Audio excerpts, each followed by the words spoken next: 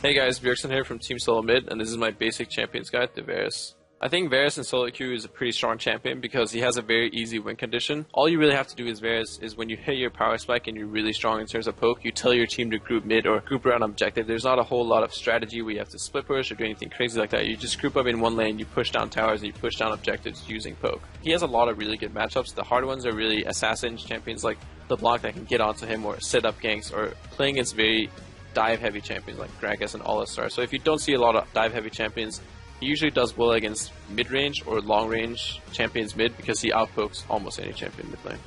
Varus in lane is very skill shot reliant. If you end up hitting a lot of your Qs, you're most likely going to win the lane. If you miss a lot, you're most likely going to lose the lane.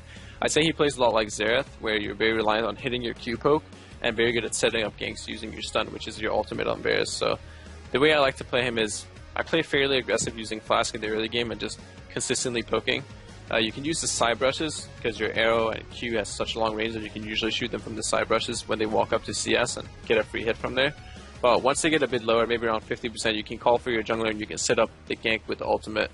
That's the overall game plan for Varus, is poke them down, and once they're vulnerable, you throw out your ultimate and look for the kill. In teamfights with Varus, generally before a teamfight, you already want to have the teamfight set up and you want to have people be poked, because Varus is not as good as other mid lane champions if you go straight up 5v5 and teamfight. You want to have some poking before the fight, and you want to have them be somewhat chunked before the fight initiates, or you want to initiate on your terms where you get a great ult and you pick someone off. So you can either play him more as a pick-based champion where you use the ult to get an instant kill or set up a good AoE, or you use him to just poke down the backline so they're unable to do damage. Using Varus ult in lane is fairly simple because you can use it when they're going up for a spell or up for a creep, but using it for initiating is a lot harder, and you want to really be careful on when you're using the spell, because when your ult is down, you're going to be a lot more vulnerable to people diving you, and it has a fairly long cooldown, so it's going to be down for a while. So make sure you know exactly when you're using it and why you're using it, and trying to get the engage is usually not the easiest thing. It's more reliable if your teammate sets up a CC first and you follow it up with your ult to make them stay rooted for a long time. The runes I run on Varus are Armor Pen Reds, AD Quins, HP Scaling Yellows, and CDR Scaling Blues. I like to go Armor Pen and AD just for the flat poke. You can go attack speed if you prefer playing it as a bit more of an auto attacker and pusher, but to me Varus is the poke champion, and Armor Pen and AD just makes him so much more pokey. CDR scaling is obviously to have your Q up more often. It's your main way of poking and doing damage throughout the game, so the more often it's up, the stronger you're going to be. HP scaling is a very standard blue that's good against pretty much all magic damage matchups, but if you're against a physical damage mid, you can run flat armor instead. For masteries on Varus, I like to go 2190.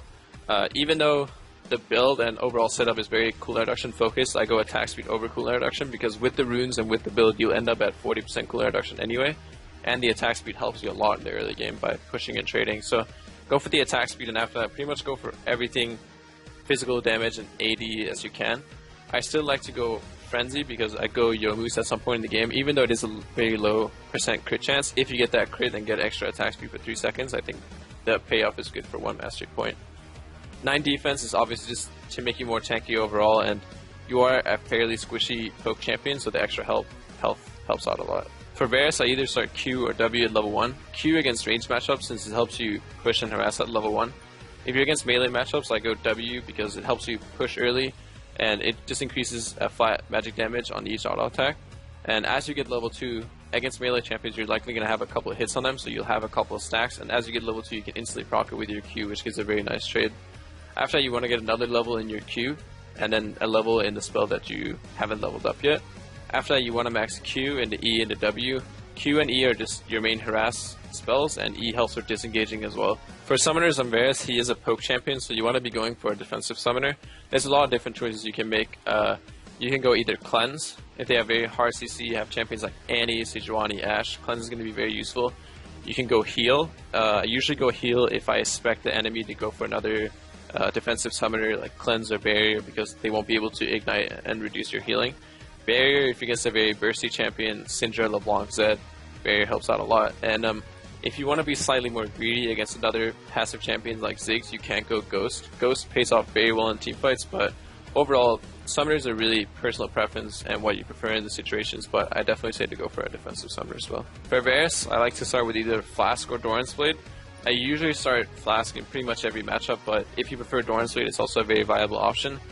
Fastest gives you a lot of mana regen early, and it helps you spam and it helps you build up to your tier of the goddess right away. After your tier, you want to be going either into Brutalizer or into Manamune. Varus has a very hard time stacking tier or stacking Manamune, so getting Manamune where you can stack on your auto attacks instead of just your spells helps you reach your mana a lot earlier.